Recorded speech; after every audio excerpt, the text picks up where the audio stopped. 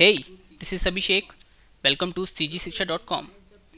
As I told you, Maya is the premier application for creating compelling objects like mounting, texturing, lighting, and visual effects.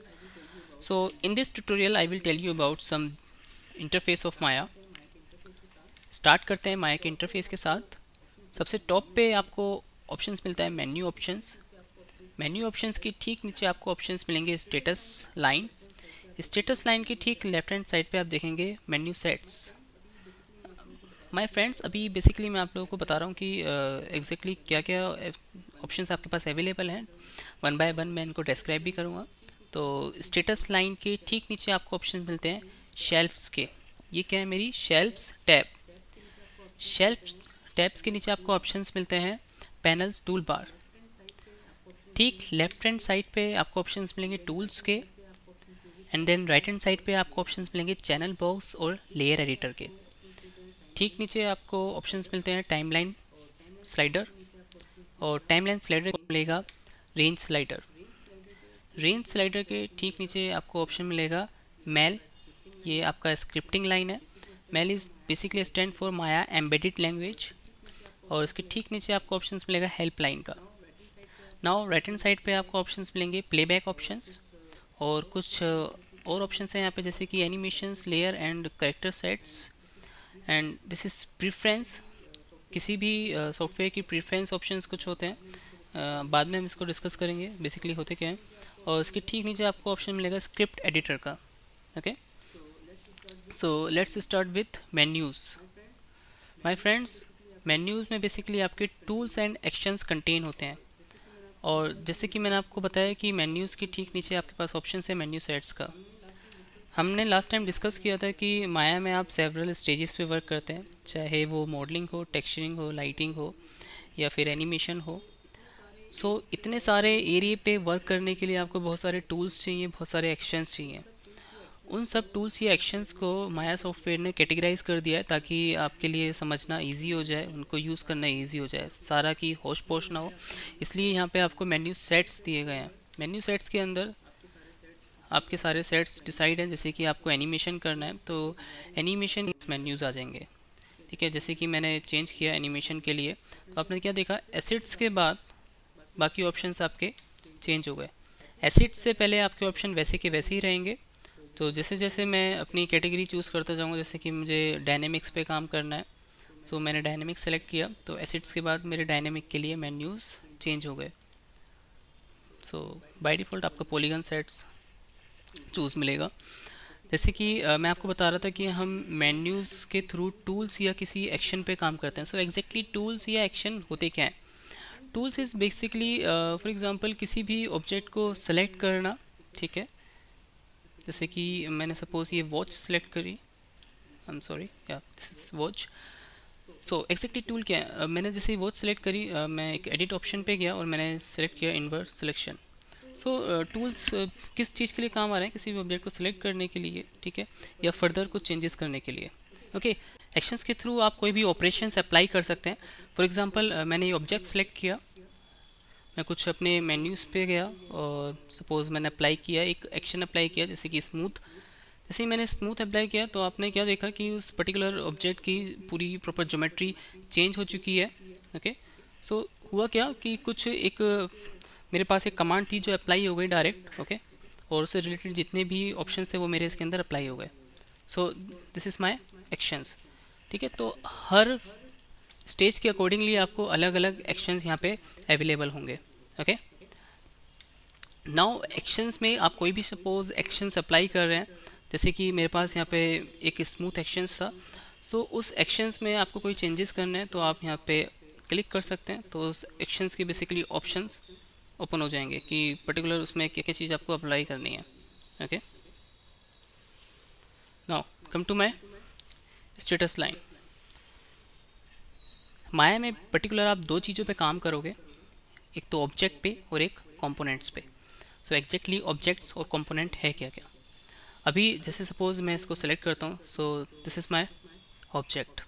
Okay, अब components क्या है, किसी भी object के सब object वो उसके कंपोनेंट्स होते हैं. ऑब्जेक्ट्स को सेलेक्ट करके आप केवल उसको मूव कर सकते हो, रोटेट कर सकते हो, स्केल कर सकते हो, बट आपको उसमें कोई मॉडिफिकेशंस करना है तो आपको उसके कंपोनेंट्स को सिलेक्ट करना होगा। स्टेटस लाइन के अंदर आपको यहाँ पे ऑप्शंस दिया हुआ है, जैसे कि मेरे पास by default object mode select है। ठीक है, ये क्या है, मेरे selection mode. Object mode select है तो मेरे पास कुछ ऑप्शन दिए गए हैं, जैसे कि हायरार्की मोड यहाँ पे दिया हुआ है, या फिर मेरे पास एक ऑप्शन दिया हुआ है कंपोनेंट मोड। ठीक है, सो जैसे कि मैं इसका कंपोनेंट मोड सेलेक्ट करता हूँ तो आपने क्या देखा, इसका कुछ कलर चेंज हुआ, और कलर चेंज करते ही अभी पर्टिकुलर थोड़ी देर पहले मेरा केवल एक ऑब्जेक्ट सेलेक्ट हो रहा था, जैसे ही मैं कंपोनेंट मोड पे क्लिक करता हूँ तो उसके सब ऑब्जेक्ट अब मेरे सेलेक्ट हो रहे हैं। अब देख सकते हैं हाईलाइट हो रहा है। सपोज़ मैं इसको सेलेक्ट करता हूँ और मैं उसको चेंज कर सकता हूँ। ठीक है, तो कंपोनेंट्स के थ्रू आप किसी भी ऑब्जेक्ट में मॉडिफिकेशंस कर सकते हैं। Okay, so go back to my again objects mode. Okay, components mode के अंदर भी आपको कुछ यहाँ पे ऑप्शंस मिलेंगे कि उस कंपोनेंट का पर्टिकुलर कौन सा एरिया बेसिकली आपको सेलेक्ट करना है। सो इसके बारे में आगे डिस्कस करेंगे। ठीक है, इससे आगे चलते हैं तो यहाँ पे कुछ मैग्नेट्स आप लोगों को दिखाई दे रही हैं। बेसिकली मैग्नेट स्नैप करने के लिए यूज़ की जाती हैं। किसी भी ऑब्जेक्ट को दूसरे ऑब्जेक्ट पे स्नैप करने के लिए आप मैग्नेट यूज़ करोगे। दूसरे कुछ ऑप्शन दिए गए हैं, जैसे कि रेंडर करने के लिए, ये सपोज ये सीन मेरे को रेंडर करना है तो इन ऑप्शंस का मैं यहाँ पे यूज़ कर सकता हूँ। ओके, ठीक नीचे आते हैं, ये है मेरी शेल्फ। तो शेल्फ में मेरे पास काफ़ी सारी शेल्फ्स हैं, इनको हम टैब्स बोलते हैं, शेल्फ टैब्स। किसी भी शेल्फ टैब को सेलेक्ट करने के लिए या तो आप यहाँ क्लिक करेंगे और आप सेलेक्ट कर सकते हैं अपनी कोई सी भी टैब। सपोज़ मेरे को पॉलीगन टैब्स सेलेक्ट करनी है तो पॉलीगन टैब सेलेक्ट कर ली मैंने, या फिर डायरेक्टली मैं किसी भी टैब पे क्लिक कर सकता हूँ। सो जैसे कि मेरी रेंडरिंग शेल्फ है या फिर मैं जनरल शेल्फ के अंदर आता हूँ। सो एग्जैक्टली शेल्फ्स हैं क्या, शेल्फ्स के अंदर आप सपोज़ मैं एनिमेशन करना चाहता हूँ और मेरे को एनिमेशन में कुछ टूल्स की ज़रूरत ज़्यादा है, तो उन टूल्स या एक्शंस को मैं अपनी शेल्फ के अंदर इंक्लूड कर सकता हूँ। तो शेल्फ के अंदर इंक्लूड करने से मेरे को फ़ायदा ये होगा कि मैं फटाफट उनको मतलब बहुत क्विकली उनको यूज़ कर सकता हूँ। फॉर एग्जांपल जैसे कि मैं जनरल टैब के अंदर हूँ, तो जनरल शेल्फ के अंदर मेरे पास यहाँ पे कुछ ऑप्शन है, जैसे कि डॉली कैमरा। सो मैं डॉली कैमरा को सेलेक्ट करता हूँ एंड जस्ट ड्रैग, या फिर मैं ट्रैक कर सकता हूँ अपने सीन को, या फिर मैं ऑर्बिट कर सकता हूँ। ओके, तो मेरे को यहाँ पे किसी ऑप्शंस के अंदर जाने की ज़रूरत नहीं है, डायरेक्ट मैं शेल्फ में गया और पर्टिकुलर ऑप्शन मैंने यहाँ चूज़ किया। Okay, so dolly camera once again.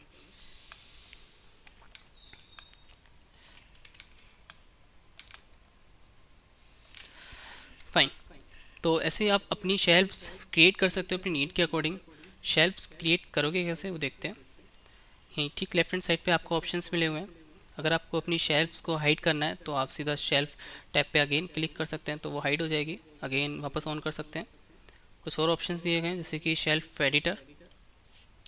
जैसे ही मैं शेल्फ एडिटर ओपन करता हूँ, फॉर एग्जांपल जैसे कि मैं जनरल टैब पे काम कर रहा था, मैं चाहता हूँ कि मुझे डोली कैमरे की, मतलब जो मेरे पास एक ऑप्शन है, मुझे इसकी कोई ज़रूरत नहीं है।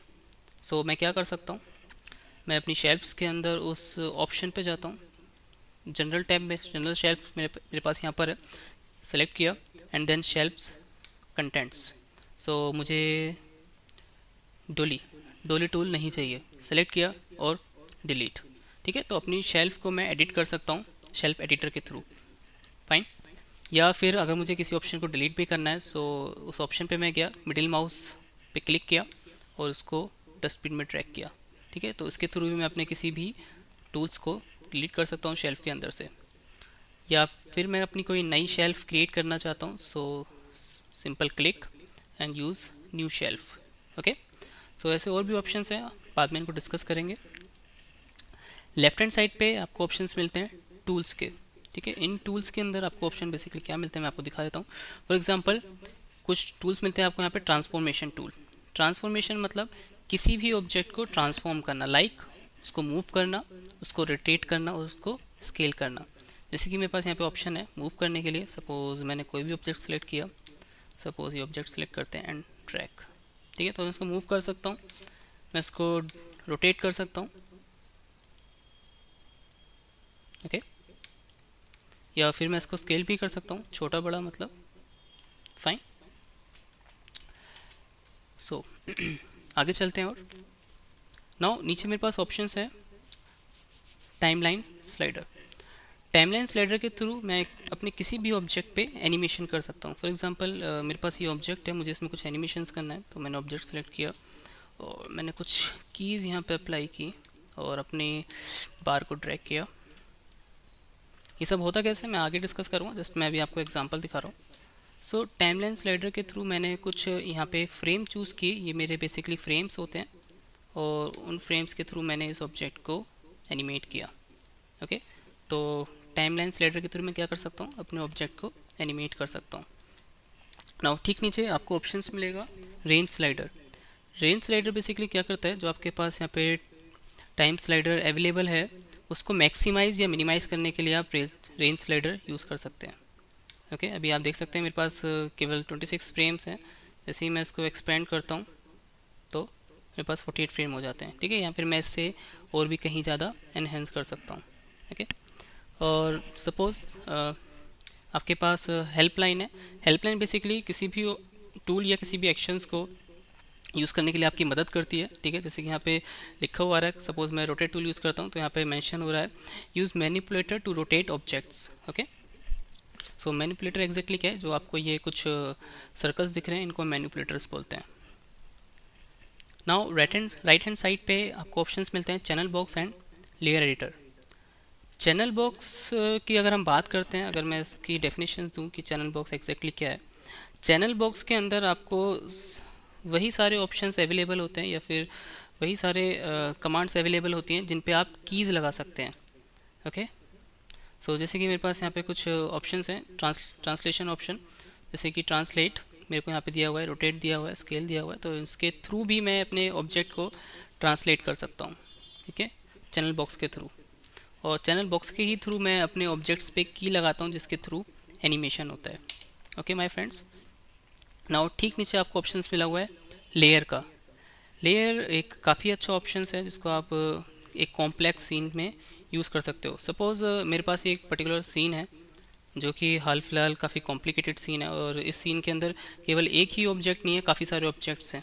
ओके, सो उन ऑब्जेक्ट्स को मैं अलग अलग लेयर पे असाइन कर सकता हूँ ताकि मेरा सीन लाइट हो जाए, ठीक, और मैं उस पर ईज़िली काम कर सकूँ। फॉर एग्ज़ाम्पल कि मेरे को जैसे कुछ ऑप्शन ऑफ करना है, जैसे कि मेरे को उसकी पैंट हाइड करनी है, ठीक है, या फिर वॉच हाइड करनी है, तो मैं नहीं चाहता भी सीन में वॉच देखना ताकि मुझे प्रॉब्लम ना हो बाकी चीज़ों पे काम करने के लिए। तो सब ऑब्जेक्ट्स को मैं पर्टिकुलर लेयर्स पे असाइन कर सकता हूँ ताकि मैं अपने सीन की कॉम्प्लेक्सिटी को कम कर सकूँ और उस पर ईज़िली काम कर सकूँ। ओके, सो ये मेरे पास कुछ प्लेबैक ऑप्शन है कि मैं जो भी एनिमेशन करता हूँ उसको चला के देख। सो बाकी के इंटरफेस को नेक्स्ट चैप्टर में कंटिन्यू करेंगे। So I hope you enjoy my tutorial. Thank you so much.